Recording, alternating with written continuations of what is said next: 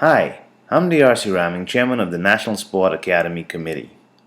The purpose of this report is to explain how the National Sport Academy Council will develop the National Sport Academy and all of the associated parts of it to take our athletes from grassroots to elite level.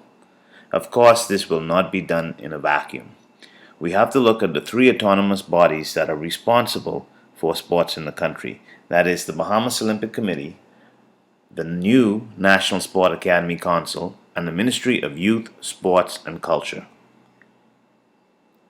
The Bahamas Olympic Committee has a very clear role: to commit to the development of athletes and to support the development of sport for all programs and high performance sport in the Bahamas, to participate in the training of sports administrators by organizing educational programs, to ensure that athletes from their respective nations attend the Olympic Games. It's important to note that only an NOC is able to select and send teams and competitors for participation in the Olympic Games. This means that the Bahamas Olympic Committee plays an extremely important role. The role of the MOYSC is a little bit different. The building of new venues, the maintenance of existing venues, and the administration of national grassroots programs in New Providence, Grand Bahama, and the Family Islands. By administration, I mean things like scheduling, human resources, facilities management, and event planning. Now, how will the Ministry of Youth, Sports and Culture grassroots programs be staffed and funded? National federations will provide volunteers and paid coaches. These will be funded by BOC development grants, private sponsors, and the requirement that a percentage of the government grant the federations receive now go towards development. If national federations do not cooperate, other viable sports associations will be given a chance to host programs. And that brings us to the role of the National Sport Academy Council. In a nutshell, the NSA Council is responsible for optimizing the country's resources to meet the 10,000 developmental hours an athlete requires to be consistently competitive at a world level in most sports. And so that's the development triangle that we will be talking about in this report, and how the NSAC will develop to make this a reality. The following is a presentation of the National Sports Development Academy Blueprint. The NSDA is the most effective means of addressing the government's agenda to develop a nationally funded training program to ensure that all sports talents throughout the Bahamas have an opportunity to develop their full potential. This will be accomplished through the NSDA Council that optimizes private and public sector assets and resources with a view to creating a well-structured sports culture. The benefits of a well-structured sports culture are well known, and they include, but are not limited to, a reduction of crime, a more disciplined culture, and a sports industry that has an economic value. For example, Singapore plans to add 20,000 jobs and $1.6 billion to its economy by the year 2015 through its sports tourism product. A working committee was established with clear objectives from the Minister of Youth, Sports and Culture, Dr. Daniel Johnson, and officials including industry professionals, with the aim of determining what is the best way to implement a national sporting academy in the Bahamas. Many sources were consulted, including the Bahamas Olympic Committee, private education systems in New Providence, Grand Bahama, and the Family Islands. A visit to Cuba to examine their entire sporting system and sport complexes. A visit to Puerto Rico to look at their national sport academy and to see how it would fit within our culture. The key findings are: number one, the need for athletes to practice at least 20 hours a week to be competitive on an international level.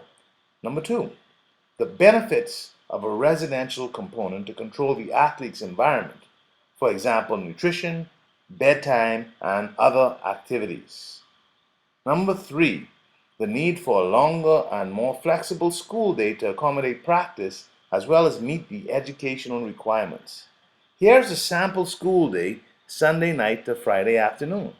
5 a.m. wake up, 5:30 to 7 a.m. morning practice, 8:30 a.m. to 2:30 p.m. regular school, 3 p.m. to 4 p.m. rest, tutoring, 4 p.m. to 6 p.m. afternoon practice, 6 p.m. to 7 p.m. dinner, 7 p.m. to 9 p.m. study and homework, and 9 p.m. bedtime.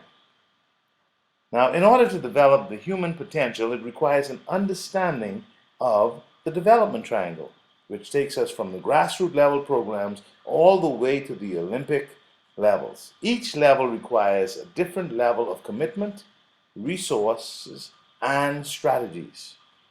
Grassroots level programs provide a feeder system into the NSA talent selection, and they should come from the Family Islands, the Grand Bahama, as well as New Providence. The following actions are going to be necessary to create an NSDA.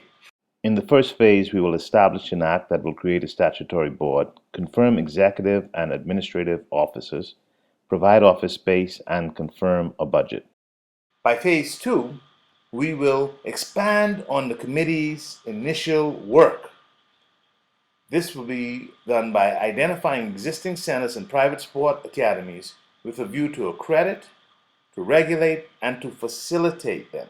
An example of this will be the Max D Sporting Academy, which has both an educational component as well as a physical sport component to it. Another example is the Moores Island Track Program, which has an educational, residential, and sport component. In phase 3, we will use the existing assets and resources to expand the National Sports Development Academy brand. High-level talks are already underway to establish a sports college at the College of the Bahamas through the Continuing Education Unit. The sports college at COB will train coaches, referees, and administrators and create a national circuit. Entry-level coaches will be sent into the Family Islands.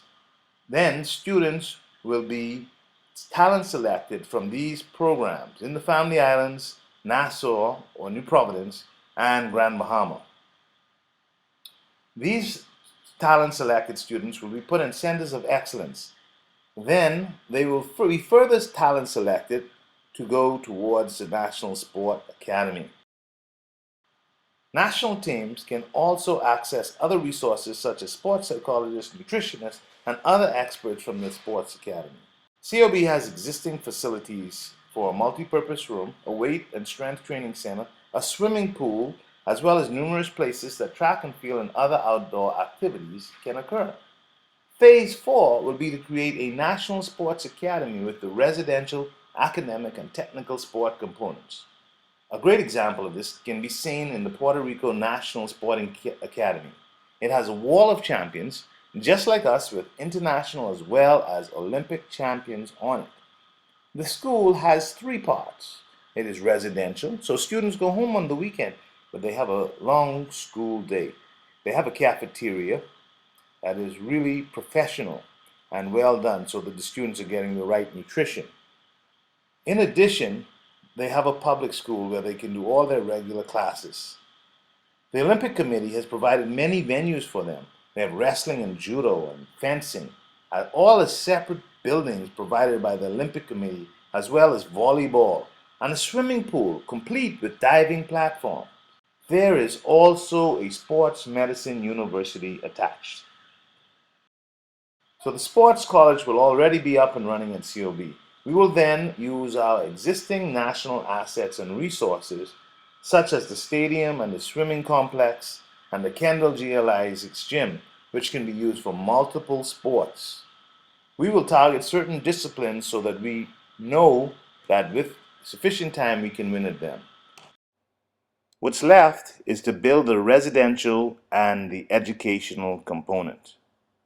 A massive media campaign will have to be undertaken consisting of internet, television, radio, newspapers, and magazines, both traditional as well as social media. As was previously stated, an act must be established to ensure the autonomy of the National Sport Academy Council. The Council will report to the Minister of Sport. There will be a board of directors consisting of the Director of Sport from the Ministry of Youth, Sports and Culture, the Director of Sport from the Ministry of Education, the Chairman/Executive Director, and 2 high-profile private sector persons. The executive team will consist of an executive director, a deputy director, and a full-time office administrator. The Coaches College, private academies, and the National Sport Academy will report directly to this executive team. Centers of Excellence will report to the National Sport Academy. Later on, the Coaches College will be filled with part-time and full-time coaches that will be talent selected from the various programs. If we can't find a qualified Bahamian for a particular coaching specialty, we can bring in international coaches per the Olympic Committee or per our country agreement with Cuba. Private academies have already begun to flourish. In order to get the best use of all of the human resources of the country, these academies will be inventoried and reviewed with a view to accredit, regulate, and facilitate them. The government will build its own national sport academy, and with these academies and the centers of excellence, there will be a sport component, a residential component, and an academic component. In this way, the entire system will produce the best athletes for the country. It's time to act. The Right Honorable Prime Minister on July 1st expressed the urgency to build a national sports academy. This is so that we can become a regional sporting hub, which will create great benefits to our people, as well as produce multiple international and world level champions. This concludes our presentation of the National Sports Academy Blueprint.